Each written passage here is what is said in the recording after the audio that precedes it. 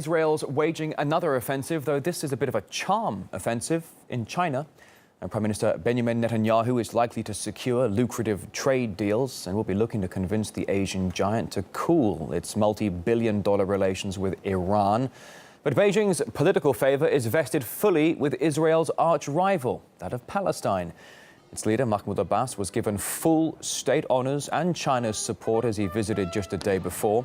A meeting in the capital, President Xi Jinping went to offer a four-point peace plan, calling for an end to the Gaza blockade and the restoration of Palestinian rights. RT's Paula Sleer now reports on the rush to the east. The Israeli Prime Minister Benjamin Netanyahu and the Palestinian President Mahmoud Abbas are currently in China.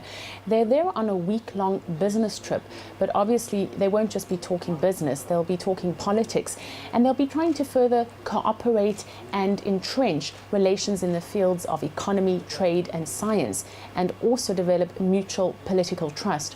For some time, we have witnessed how China is trying to influence the Middle East and play a bigger role in this part of the world. If you look at Israeli-Chinese relations, in 1992, the two countries began and established diplomatic relations, and since then, they have developed increasingly close commercial, military, and strategic links.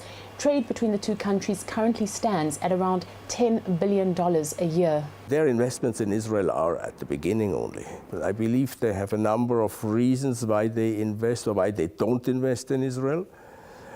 I think they think also in large political terms. They think Israel is an important country. They want to have a foothold here.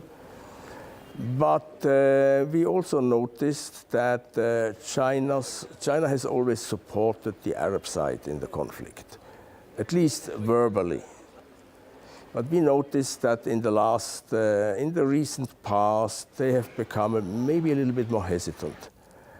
And maybe they want to get something back from the Arab side. What is particularly interesting when we look at the relationship between Israel and China is that it seems to be coming on the back of a cooling of a relationship between Israel and the United States. There's no secret that the Israeli Prime Minister Benjamin Netanyahu and the American President Barack Obama do not like each other.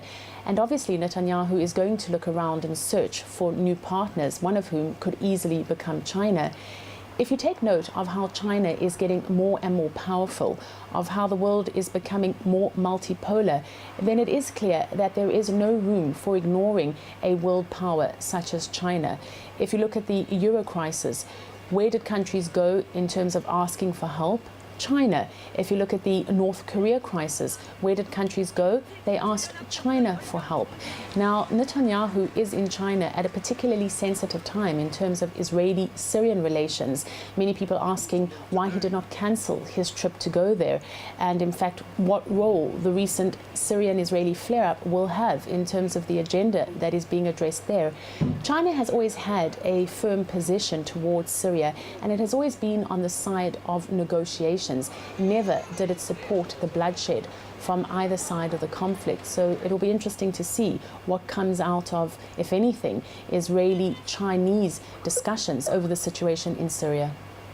Correspondent Paula Sleer right there. And while Israel is under no illusion that it can persuade Beijing to abandon Palestine's cause, there are plenty of other opportunities for it. That's according to Professor Steve Tsang, the director of the China Policy Institute at the University of Nottingham.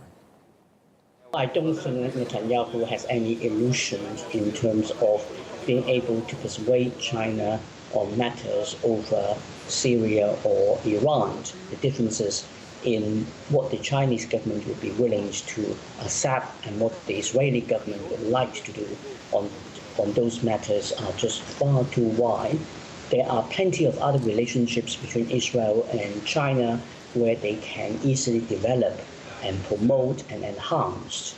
But then, of course, on this occasion, the visit is not purely bilateral because the Chinese have clearly also arranged for Abbas to go to China one day ahead of Netanyahu.